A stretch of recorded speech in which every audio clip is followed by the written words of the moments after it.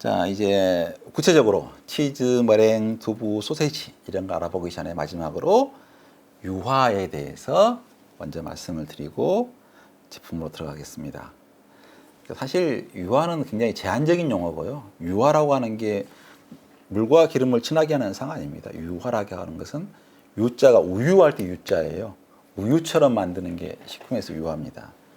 네, 먼저 포괄적으로 말하고 정확하게 과학적으로 말한다 그러면 계면 활성제, 계면이라고 해야 되는 거죠. 근데 계면이라고 하는 것은 고체와 중간에 고체가일 수도 있고요. 고체와 액체, 고체와 기체 이런 세 가지 계면이 가능하고 이게 많은 쪽이 액체일 때도 액체 속에 고체가 있을 수가 있고요.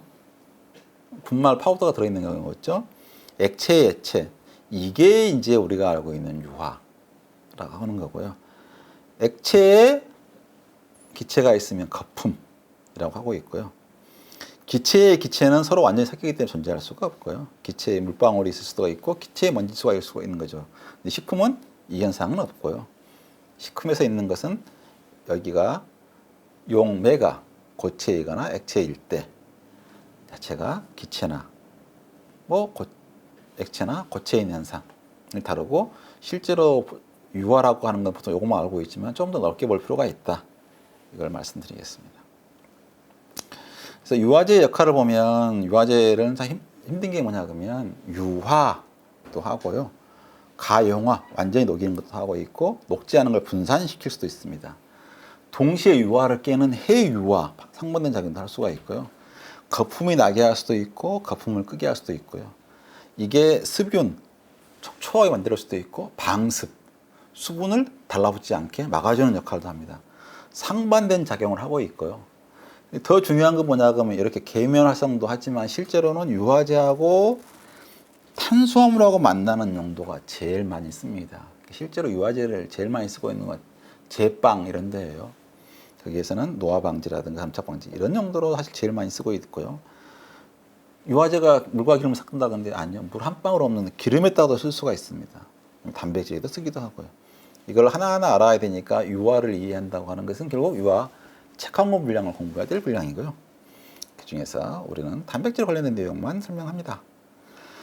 그래서 유화 같은 경우는 유화를 시키는 물과 기름을 섞는 이 용도는 없습니다. 이 용도는 없고 음료에서는 가용화 뭐 있지만 거의 안 쓰고 있고 칼슘 분말을 휘핑 해 유화를 깨는데 이것도 유화를 깨는데 내산성을 부여하는데 탈착을 수만 가지 용도로 쓰고 있지만 실제로 물과 기름을 섞는 용도의 용도는 거의 없다. 이 정도만 알아도 될 것 같습니다. 근데 유화는 시작부터 어려운 게 뭐냐 하면 교과서에 나온 그림부터 엉터리예요. 제가 설명하는 게 이런 식으로 유화를 설명하고 있는 게 이게 말이 안 되는 게 유화제라고 하는 것은 지방이거든요. 그 부분이. 지방이면 지방 길이가 2나노메타가 안 됩니다. 2나노메타 한다면 이렇게 그랬으면 제가 2나노 해봤자 6나노잖아요. 좀 더 길게 요거 동글뱅이 치고 동그라미 좀 크게 그려봐야 요 크기를 한 번도 내가 10나노메타 이상 크게 그려놓은 그림 못 봤어요. 10나노메타가 되면 이건 가용화, 투명한 가용화에 있을 때 유화가 아닙니다. 뭐냐 그러면 빛이라고 하는 파장이 있어요. 400에서 700 정도 되는데 이 빛이 지나가서 통 부닥잡고 튀어나오는 것을 유화라고 하고 있고요. 크기가 통상 1마이크로미터보다 큽니다. 그래서 유화되고 있는 것은 대부분 하얘요. 불투명해지고 지방부가 많이 있어가지고 그 다음에 여기가 완전히 설탕이라고 하면 설탕 분자가 없어지는 거 아니잖아요. 설탕 분자가 물에 녹으면 1나노 크기가 안 돼요. 1나노 크기가 안 되는 입자가 있으면 그 사이를 빛이 싹 지나가 버려요. 그걸 갖다 튕겨내지 못하고. 그러니까 분자가 뭐가 들어있긴 들어있는데 빛을 튀겨내지 못할 정도로 작게 녹아있다. 이것을 녹아있다 내지는 가용화되어 있는 거지. 그러면 10나노메타짜리 지방부도면 빛을 튕겨내지 못해요. 투명하게 되어 있는 거지. 그러니까 이것은 절대로 유화가 아니다. 그래서 식품용 유화제는 기본적으로 지방산에다가 한 분자의 지방산에다가 여러 개의 지방산을 끼기도 하지만 이 친수성 부분이 들어있는데 가장 많이 쓰고 있는 게 그리세린에다가 지방산을 하나를 붙인 하나의 그리세린과 하나의 이걸 이게 한 50% 정도 차지합니다. 전체 분량에. 그러고 보면 기름에 물하고 친한 쪽은 이만큼 길고 물하고 친한 쪽은 요것밖에 없기 때문에 실제로 균형이 안 맞아요. 너무 작고.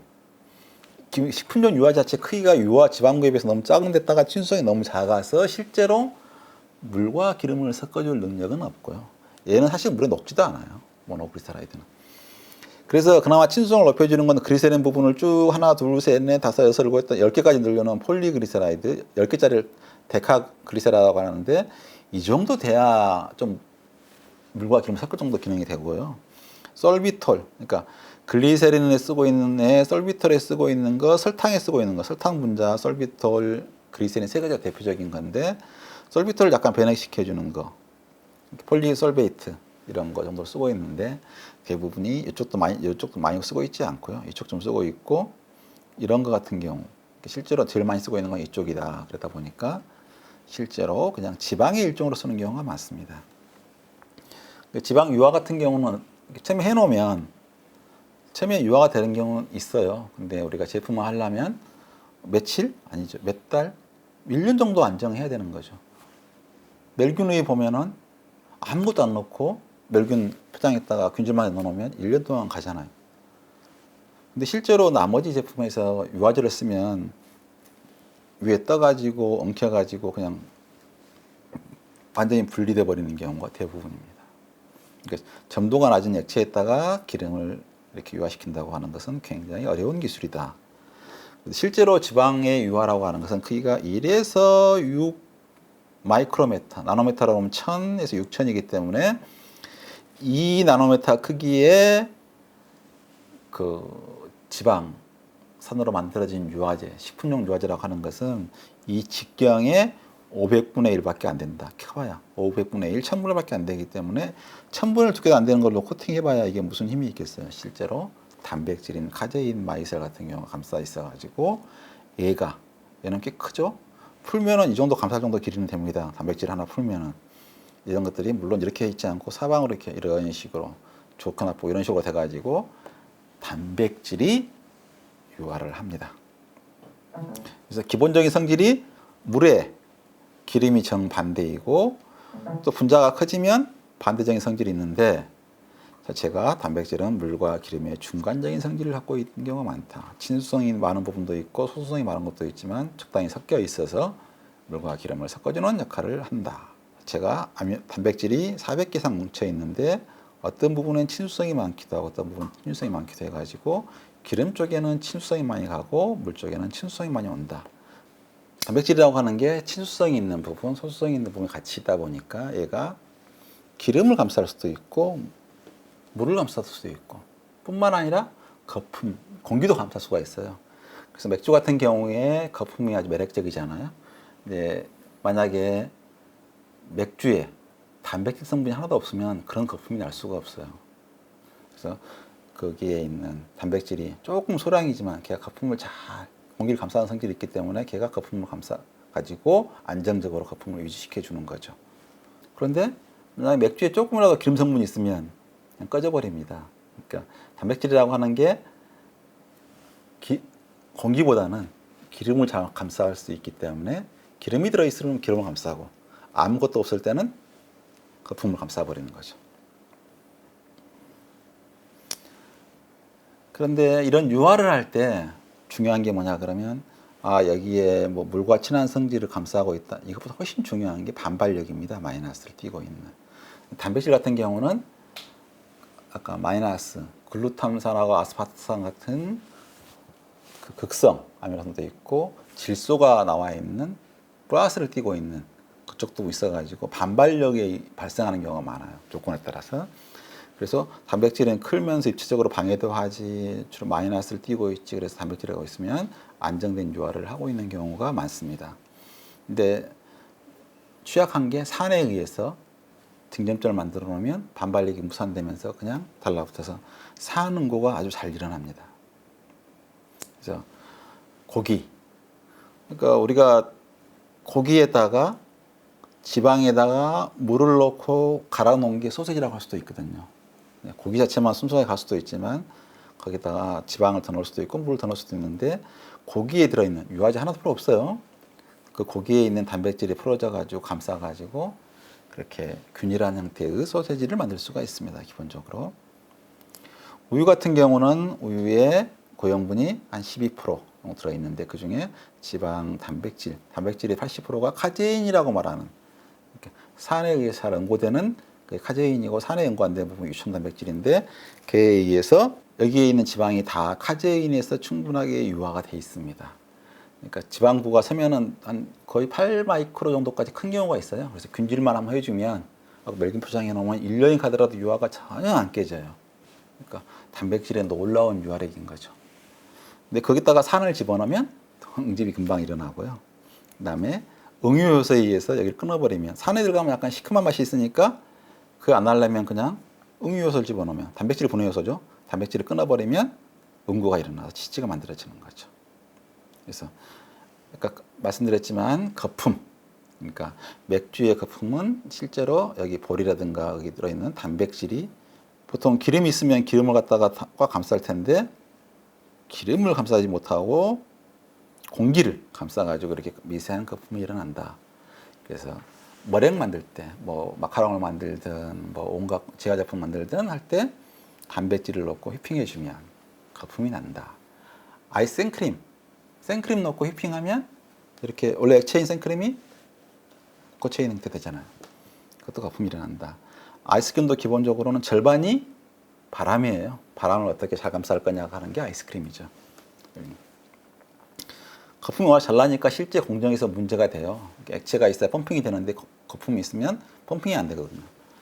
그런 경우에 사실 소포와 파포가 있는데 단백질에다가 기름 성분이 뭐 넣어주거나 뭐 소위 유화제를 넣어주거나 알코올을 같이 넣어주거나 산을 넣어주거나 소포제, 실리콘 같은 걸 넣어주면 거품이 통통 깨져요. 그걸 파포라고 하고 있고 여기에 아예 처음부터 적당히 위에다가 이런 성분이 떠 있으면 거품이 생기려다가 얘에서 펑 터져 깨져버리는 거죠.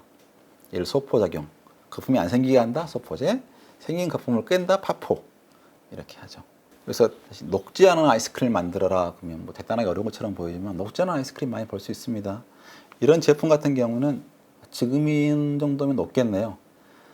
뭐냐 그러면 지방이 생크림, 그러니까 우리 휘핑크림 갖다가 휘핑해서 생크림 케이크 데코레이션 해놓은 거 보면 냉장고에 보관하는 동안은 전혀 안 녹잖아요. 이거 같은 경우 이렇게 똑같은 그렇게 휘핑이 되어 있는 상태라서 이 아이스크림을 냉장고에 보관했다. 얼음은 녹아요. 그래서 여기를 손가락으로 찌르면 쑥 들어가요. 완전히 부드러워지긴 하지만 형태는 그대로 살아있어서 그러니까 유화제를 적당량 집어넣으면 유화에 의해서 사실은 유화가 아니라 정확히 말하면 해유화에 의해서 지방이 생크림 휘핑해 놓은 것처럼 상태가 되니까 얘가 뭐 온도가 한 20도 넘어갈 때까지 그러니까 지방이 녹을 때까지 고체 지방이 녹을 때까지 모양을 그대로 남아있어 갖고 녹지 않은 아이스크림이 될 수가 있죠. 그래서 그 원리가 뭐냐 그러면 우유 지방이 있다 그러면 단백질이 감싸고 있을 때는 유화가 너무 단단해 가지고 잘 엉키지를 못해요. 그래서 냉장고 그러니까 생크림을 휘핑하든 아이스크림을 휘핑하든 반드시 냉장 상태를 보관하면은 여기 속에 있는 지방이 굳어요. 고체로 약간 반고형 상태가 되겠죠. 그 상태에다가 사실은 배합하는 과정에 유화제가 들어있으면 이 상태는 단백질이 코팅하고 있지 못한 상태가 돼가지고 얘가 약해요. 그거 막 아이스크림 프리저에서 막 얼면서 이렇게 교반을 해주면 여기 지방이 요 막을 뚫고 삐져나와요.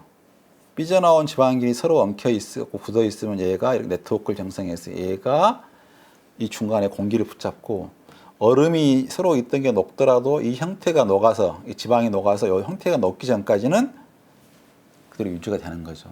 단순하게 지방이 이렇게 따로따로 놀고 있을 때는 중간에 얼음이 녹으면 같이 녹아서 쫙 흘러버리고 그러니까 똑같은 아이스크림인데 시간이 지나면서 옆에 곱게 부드럽게 쭉쭉쭉쭉 지방이 같이 들어있고 녹아버리는 게 있고 그 이상으로 해가지고 서로 네트워크를 형성시켜 놓으면 걔가 모양은 남아있는 그 지방이 남을 때까지 그래서 형태는 남아있는 그래서 마치 안 녹는 것처럼 보이는 아이스크림도 만들 수가 있는 거죠. 그 증거가 사실 유화제를 넣을수록 실험을 해보면 유화제를 넣을수록 그러니까 보통 아이스크림 안 녹게 하려면 계라제 같은 걸 넣는다 생각하는데 계라제를 넣을수록 더 잘 녹습니다. 유화제를 넣을수록 여기 삐져나와서 녹아나오는 프리팻이라고 하거든요. 그래서 용매에 추출된 밖으로 삐져나와서 용매에서 녹아나오는 양이 증가된다. 유화제를 넣을수록 유화가 많이 깨져서 지방 용출이 많아진다. 지방 용출이 많아질수록 모양이 잘 산다. 그래서 아이스크림에서 유화제는 유화를 파괴해서 적당히 너무 많이 파괴하면 떡져가지고 완전 쓸모가 없어지고요. 부분적으로 살짝만 깨져가지고 그 지방부들이 서로 따로따로 놀지 않고 서로 사슬사슬 이어가지고 하슬이 공기를 감싸가지고 형태를 붙잡게 해주는 용도로 쓰고 있죠. 그래서 유화의 기능이 굉장히 많은데요. 단백질에 의해서 일어나는 대표적인 유화제를 말씀드렸습니다. 이걸 이해하고 나면 치즈, 머랭, 두부, 소세지 등 여러 가지 단백질에 의해서 일어나는 물성 제품을 이해하는 데 훨씬 도움이 될 겁니다. 수고하셨습니다.